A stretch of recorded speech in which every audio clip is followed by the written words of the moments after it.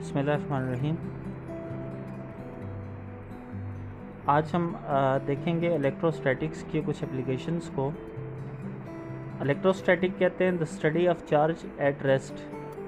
जब भी हम चार्जेस को रेस्ट के स्टेट में स्टडी करते हैं तो इस सिचुएशन को हम इलेक्ट्रोस्टैटिक्स का नाम देते हैं।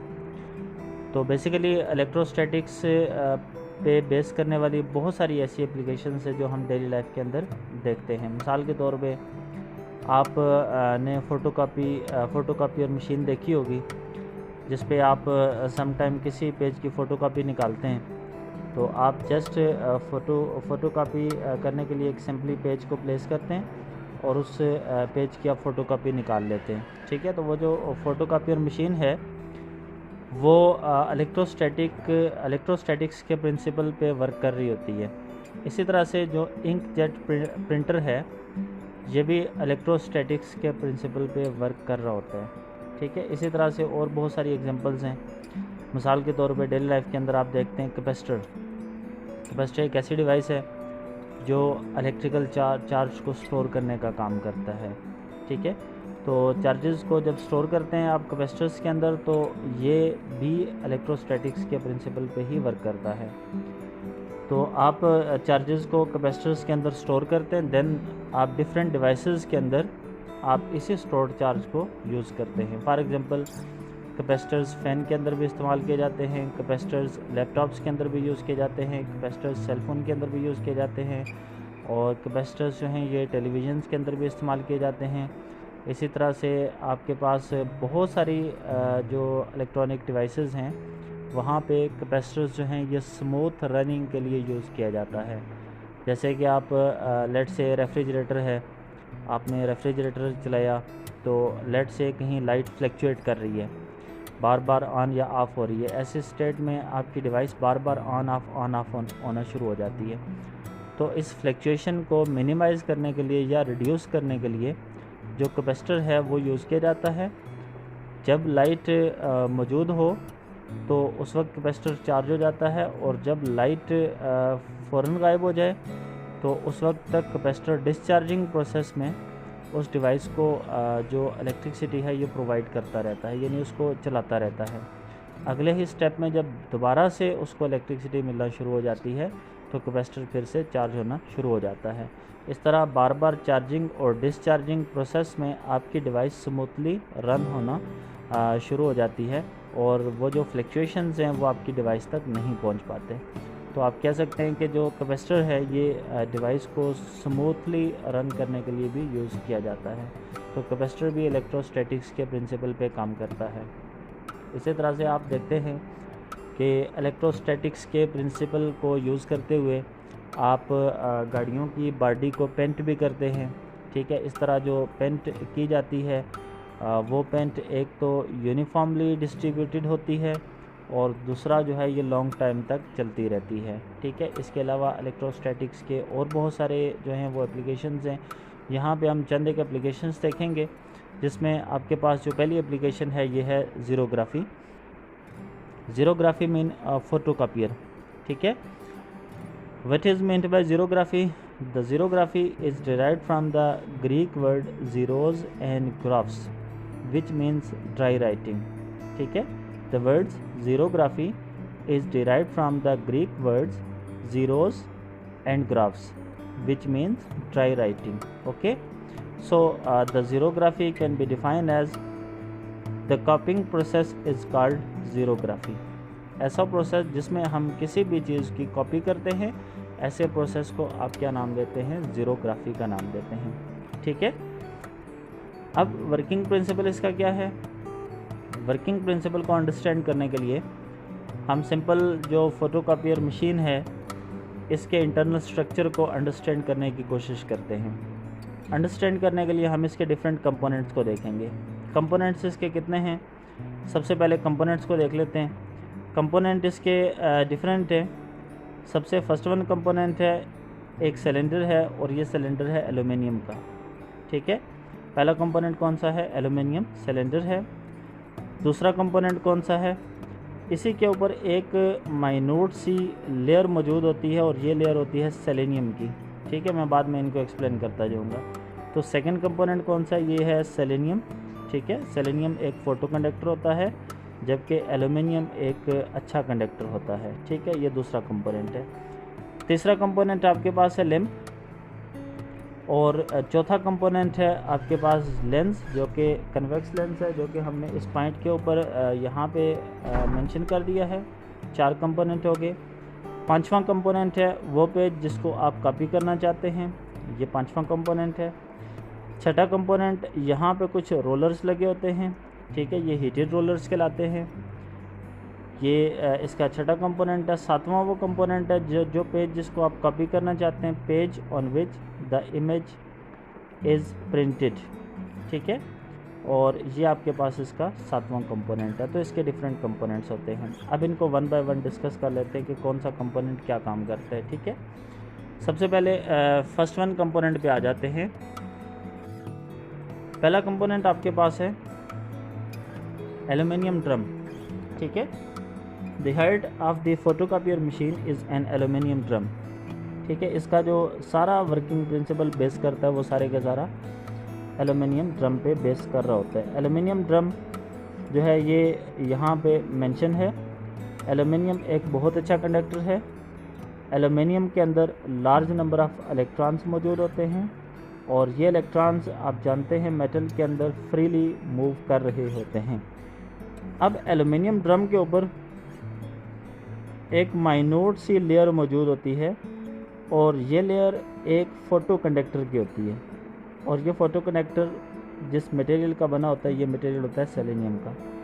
ठीक है, इसको क्लियरली इंडिकेट करने के लिए मैं एक फिगर बना लेता हूँ। लेट से आपके पास ये एक लेयर है रेड कलर की लेयर, और ये लेयर है एल्यूमिनियम की। एल्यूमिनियम एक बहुत अच्छा कंडक्टर होता है। ठीक है, इसके अंदर लार्ज नंबर ऑफ इलेक्ट्रॉन्स जो फ्री मौजूद होते हैं, जो इसके अंदर फ्रीली मूव कर रहे होते हैं। ठीक है, बट एज अ होल ये न्यूट्रल ही होता है। ठीक है, बट इसके अंदर फ्री इलेक्ट्रॉन्स होते हैं, जो फ्री इलेक्ट्रॉन्स लास्ट ऑर्बिट से स्किप हुए होते हैं, और ये मेटल के अंदर फ्रीली मूव कर रहे होते हैं। ठीक है, अब इसके ऊपर ये ग्रीन कलर की एक मैंने लेयर सी बना ली है। ठीक है, ये लेयर सी इसके ऊपर मौजूद है। ये लेयर किसके? ये लेयर सेलेनियम की है। ठीक है, और ये सेलेनियम की लेयर है, और सेलेनियम क्या चीज़ है? एक फ़ोटो कंडक्टर है। फ़ोटो कंडक्टर से मुराद ये है कि जब लाइट मौजूद नहीं होगी तो सेलेनियम इंसुलेटर के तौर पे बिहेव करेगा। ठीक है, यानी लाइट की एब्सेंस में ये इंसुलेटिंग मटेरियल के तौर पे बिहेव करेगा, और जब लाइट पड़ना शुरू हो जाएगी तो ये कंडक्टर के तौर पे बिहेव करेगा। यानी इसका कंडक्टिंग बिहेवियर उस वक्त अराइज होगा जब इस पर लाइट पड़ना शुरू हो जाएगी, और जब लाइट एब्सेंट होगी तो ये इंसुलेटिंग बिहेवियर शो करेगा। इसलिए इसको क्या कहा जाता है? इसलिए इसको कहा जाता है फोटो कंडक्टर। ठीक है, यानी लाइट पड़ेगी तो कंडक्ट करेगा, और लाइट एब्सेंट होगी तो ये इंसुलेटिंग मटेरियल के तौर पे बिहेव करेगा। तो ज़रा देखेंगे कि ड्रम यहाँ पे मौजूद है। इसके ऊपर क्या चीज़ है? इसके ऊपर सेलेनियम की लेयर मौजूद है, जो कि एक फ़ोटो कंडक्टर है, और इसके ऊपर पॉजिटिव चार्जेस को स्प्रे किया जाता है। लेट से बहुत सारे पॉजिटिव चार्जेस हम इसके ऊपर थ्रो कर देते हैं। यहाँ आसानी के लिए मैंने यहाँ पे पॉजिटिव चार्जेस भी मेंशन कर दिए हैं। अब पॉजिटिव चार्जेस सेलेनियम की लेयर के ऊपर उस वक्त तक मौजूद रहेंगे जब तक कि कोई भी लाइट इस सेलेनियम के ऊपर फॉल नहीं करेगी। ठीक है, जब तक लाइट फॉल नहीं करेगी डेफिनेटली ये जो सेलेनियम है ये इंसुलेटर होगा। कोई भी इलेक्ट्रॉन एल्यूमिनियम से ट्रेवल करके पॉजिटिव चार्जेस तक नहीं पहुंचेगा, न्यूट्रलाइज नहीं कर सकेगा, इसलिए पॉजिटिव चार्ज स्टे करेगा। यहाँ तक बात क्लियर हो गई। लेकिन अगर क्या हो जाए, अगर फ़र्ज़ कर लें लाइट पड़ जाए, सेलेनियम पे लाइट पड़ जाए, तो लाइट के पड़ने की वजह से सेलेनियम का वो पोर्शन कंडक्टिंग बिहेवियर शो करेगा। इलेक्ट्रॉन एल्यूमिनियम से ट्रैवल करता हुआ कहाँ तक पहुँचेगा?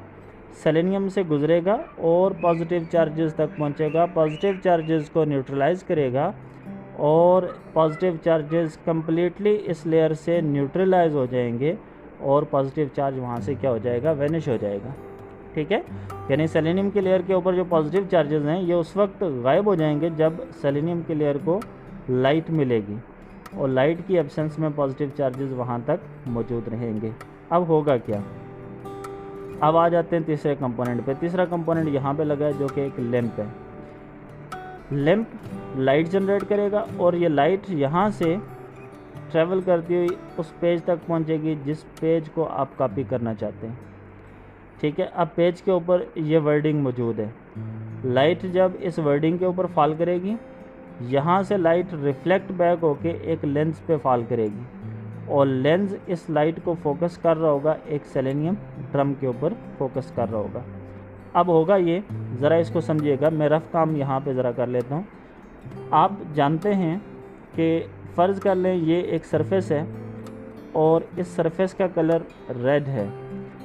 अगर वाइट लाइट इस पे फॉल करे, ठीक है, white light is the combination of 7 different colours, तो 6 के 6 कलर इसमें एब्ज़ॉर्ब हो जाएंगे। एक कलर इसमें से क्या होगा, रिफ्लेक्ट होगा, जिसको आप क्या कहेंगे, ये रेड कलर है। इसी तरह से आपके पास अगर ब्लू कलर है तो ब्लू कलर सारे के सारे कलर को एब्ज़ॉर्ब करेगा और सिर्फ एक कलर को यहाँ से रिफ्लेक्ट करेगा, और वो कलर कौन सा होगा, वो कलर ब्लू कलर होगा। ठीक है, ब्लू कलर ब्लू को रिफ्लेक्ट करता है, इसलिए हमें वो सरफेस ही ब्लू नज़र आती है। और इसी तरह से ग्रीन ग्रीन को रिफ्लेक्ट करता है। ठीक है, और अगर हम वाइट की बात करें तो वाइट सरफेस सारे कलर को रिफ्लेक्ट बैक कर लेती है, इसलिए हमें वो सरफेस ही वाइट नज़र आती है। यानी दूसरे अल्फाज में वाइट कलर कोई भी चीज़ एब्ज़ॉर्ब नहीं करता, बैड एब्ज़ॉर्बर होता है। ठीक है, जबकि अगर ब्लैक की बात करें तो ब्लैक कलर सारी की सारी लाइट को एब्ज़ॉर्ब कर लेता है, बेस्ट एब्ज़ॉर्बर होता है। यहाँ पे होगी नो रिफ्लेक्शन, कोई भी लाइट रिफ्लेक्ट बैक होके नहीं जाएगी। ठीक है, अब ज़रा वापस इसी कंसेप्ट को जहन में रखते हुए वापस फिगर पे आते हैं कि यहाँ से लाइट आके फॉल कर रही है पेज के ऊपर। पेज के ऊपर ब्लैक वर्ड्स मौजूद हैं, यानी ब्लैक कलर के अल्फाज मौजूद हैं। जब लाइट ब्लैक कलर के अल्फाज पे पड़ेगी, रिफ्लेक्ट बैक होनी है, नहीं होगी। क्यों नहीं होगी, ब्लैक कलर सारी लाइट को ऑब्जर्व कर लेता है। नो रिफ्लेक्शन, लिहाजा कोई भी लाइट यहाँ तक नहीं पहुँचेगी, लिहाजा वहाँ पे लाइट नहीं पहुँची, और वहाँ पे जब लाइट नहीं पहुँचेगी तो वहाँ पे चार्जेस रिटेन रहेंगे।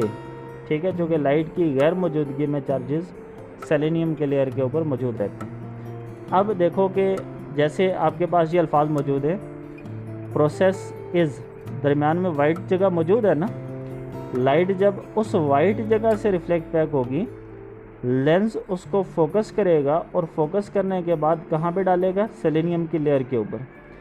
सेलेनियम के लेयर के ऊपर जब पड़ेगी, सेलेनियम कंडक्ट करेगा, इलेक्ट्रॉन एल्युमिनियम से ट्रेवल करता हुआ उस पॉजिटिव चार्जेस को न्यूट्रलाइज करेगा, वो जगह क्या हो जाएगी, न्यूट्रलाइज हो जाएगी।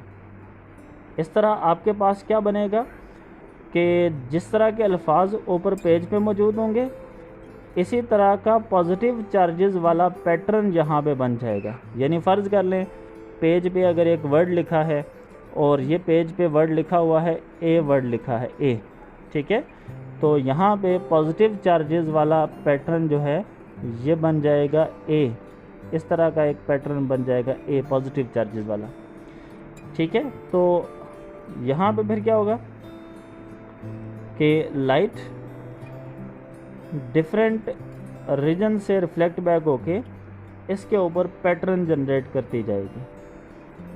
ठीक है, पैटर्न जनरेट करती जाएगी, और ये जो पैटर्न है, इस पैटर्न क्योंकि देखें आपके पास, अगेन मैं ज़रा इस चीज़ को दोबारा से रिपीट कर देता हूँ, शायद कि आपको क्लियर ना हुई हो, मैं फिर से रिपीट कर देता हूँ।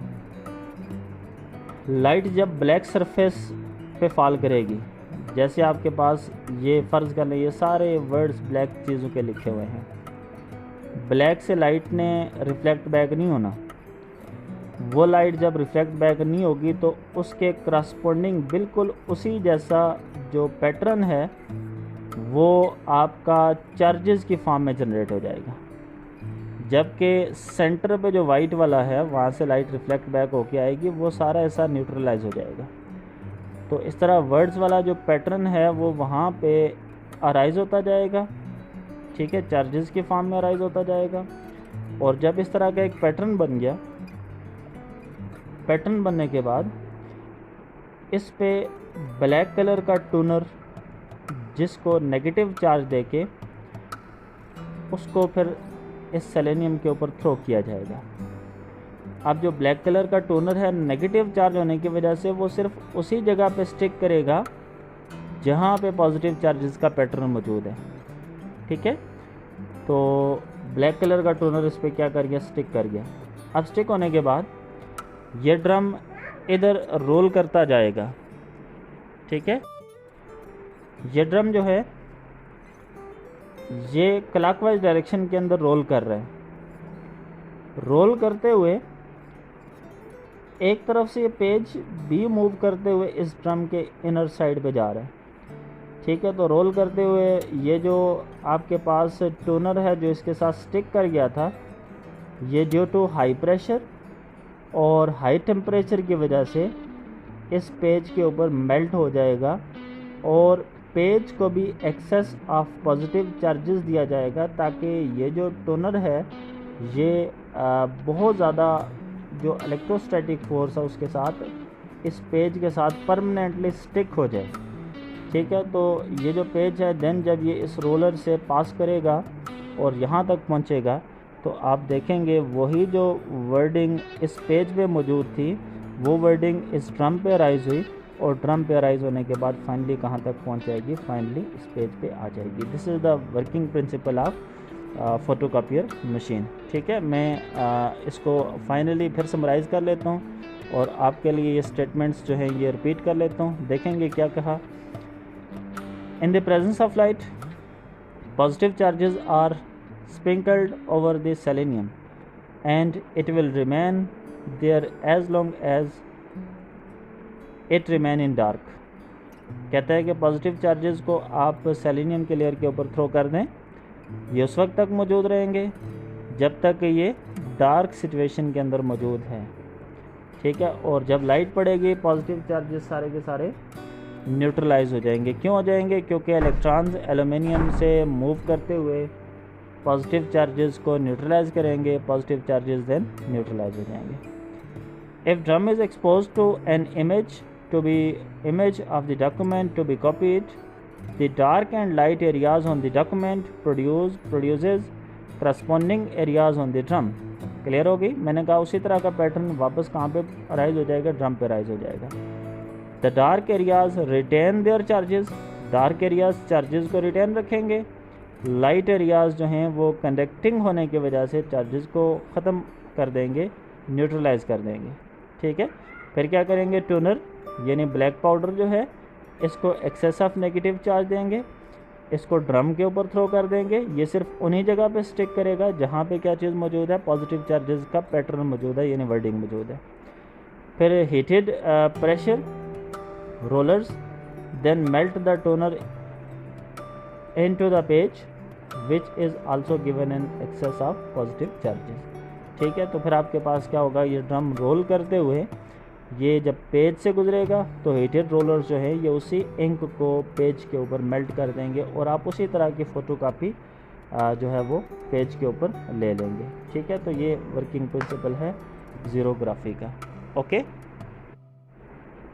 Second one and most important application of electrostatics is inkjet printer, ठीक है। So inkjet printer can also be defined as it is an application of electrostatics, ठीक है। ये भी एक इलेक्ट्रोस्टैटिक्स की एप्लीकेशन है और बड़ी बेसिक सी एप्लीकेशन है जिसमें आप देखते हैं कि इंक के ड्रॉपलेट्स ट्रैवल करते हुए पेज के ऊपर जाके हिट करते हैं और पेज के ऊपर हिट करते हुए पेज के ऊपर आप अपनी डिज़ायर्ड राइटिंग को ऑब्टेन कर लेते हैं, ठीक है। कैसे वर्क करता है, वर्किंग प्रिंसिपल क्या है और इसके कंपोनेंट्स क्या हैं, इसको हम तफसील से देख लेते हैं। सबसे पहले देखेंगे components of inkjet printer. Inkjet printer के कंपोनेंट्स क्या क्या हैं। तो देखेंगे there are the different components of inkjet printer. First one is the ink supply. Ink supply ऐसी प्लेस है जहाँ पे आप इंक को प्लेस करते हैं, ठीक है। फिर सेकंड वन कंपोनेंट है पंप।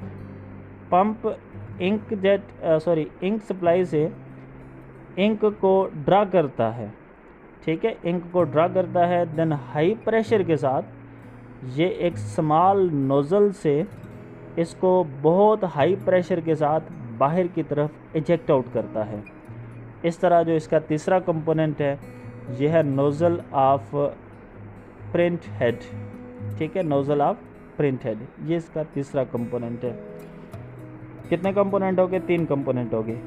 एक क्या है? इंकजेट सप्लाई, यानी वो जगह जहाँ पे इंक को प्लेस करेंगे।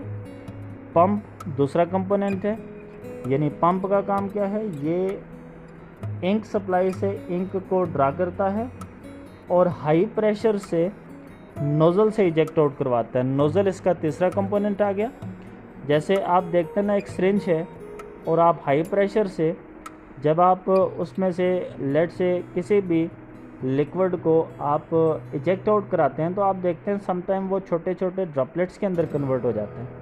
तो बिल्कुल इसी तरह का काम यहाँ पे पंप का है कि पंप जब हाई प्रेशर से इंक को नोज़ल से इजेक्ट आउट कराता है तो due to small hole of nozzle ये जो इंक है ये छोटे छोटे पार्टिकल्स के अंदर कन्वर्ट हो जाती है, ठीक है। होल छोटा सा है और ड्यू टू फ्रैक्शन ये जो आपके पास इंक है ये छोटे छोटे ड्रॉपलेट्स में कन्वर्ट हो जाती है। ये ड्रॉपलेट्स हैं, स्ट्रीम ऑफ पार्टिकल्स हैं, ठीक है, जो कि इससे हाई प्रेशर के साथ इजेक्ट आउट होंगे। अब ये जो ड्रॉपलेट्स हैं ये ड्रॉपलेट्स यहाँ से निकलते जाएंगे और निकलते निकलते ये आगे क्या करते जाएंगे? ट्रैवल करते जाएंगे, स्ट्रेट ट्रैवल करते जाएंगे।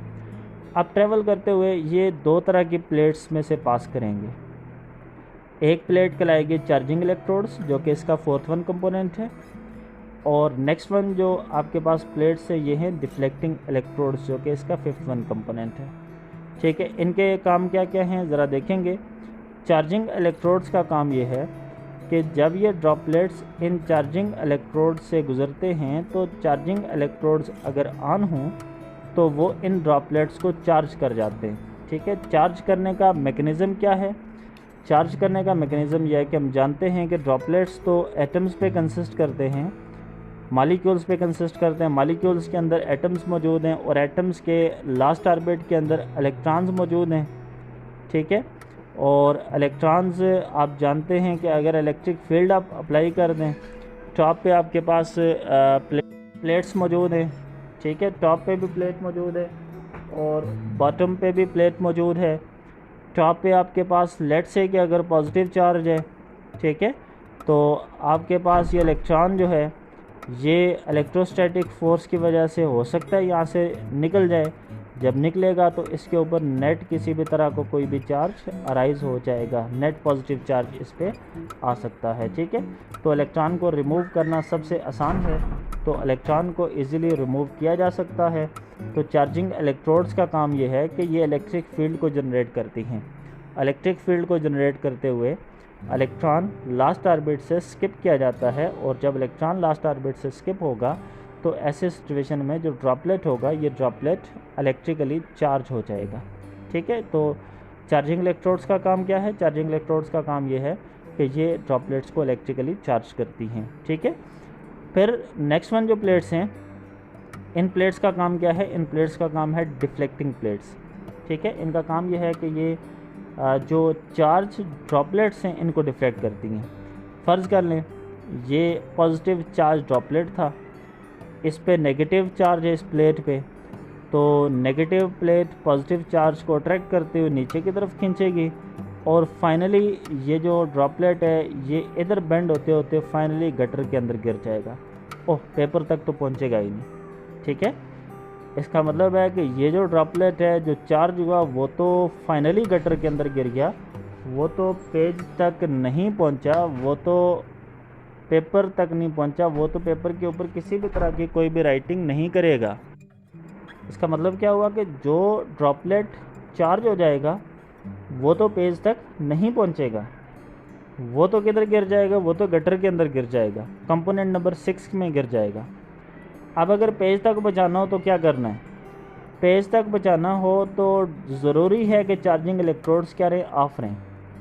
अगर ये ऑफ रहेंगी इसका मतलब है ड्रॉपलेट ने चार्ज नहीं होना, और अगर ड्रॉपलेट चार्ज ना हुआ इसका मतलब है अनचार्ज ड्रॉपलेट जब डिफ्लेक्टिंग प्लेट से गुजरेगा तो न्यूट्रल ड्रॉपलेट है, डिफ्लेक्टिंग प्लेट्स उसको जो है वो डिफ्लेक्ट नहीं कर पाएंगी, कोई भी फोर्सेस पे नहीं लगेगी। वो ड्रॉपलेट यहाँ से बगैर किसी फोर्स के सीधा ट्रैवल करेगा, पेज पे जाके फॉल करेगा। ठीक है, अब होगा क्या कि बेसिकली ये जो चार्जिंग इलेक्ट्रोड्स हैं ये लगे होते हैं एक प्रिंट हेड के साथ, और वो जो प्रिंट हेड है वो पेज के ऊपर ऐसे मूव कर रहा होता है। ठीक है, जिस पेज को आप प्रिंट करना चाहते हैं उस पेज के ऊपर वो प्रिंट हेड वो मूव कर रहा होता है, कंटिन्यूसली मूव कर रहा होता है, और मूविंग सिचुएशन में वो जो प्रिंट हेड है वो कंटिन्यूसली पेज को स्कैन कर रहा होता है। अब स्कैन करते करते करते जिस पॉइंट को क्या करना होता है, जिस पॉइंट को पेज पे राइट करना होता है, जैसे ये है the ink is forced out of a small nozzle, देखें ना, ये the ink is forced out ये लिखना है ना, इस चीज़ को पेज तक लिखना है।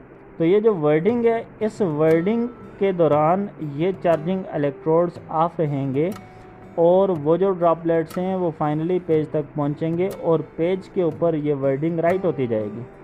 लेकिन जब प्रिंट हेड इस वाइट प्लेस से गुजरेगा उस वक्त चार्जिंग इलेक्ट्रोड्स ऑन हो जाएंगे, वो जो ड्रॉपलेट है वो चार्ज हो जाएगा, डिफ्लेक्टिंग प्लेट्स उसको डिफ्लेक्ट करेंगी, वो जो ड्रॉपलेट्स है फाइनली यहाँ से डिफ्लेक्ट होके कहाँ पे फॉल कर जाएगा, गटर में फॉल कर जाएगा, और देन पेज तक नहीं पहुँचेगा, पेज के ऊपर यही वाइट स्पेस रह जाएगी। तो ये वर्किंग प्रिंसिपल है किसका, इंकजेट प्रिंटर का। इस प्रिंसिपल पे इंकजेट प्रिंटर काम करता है।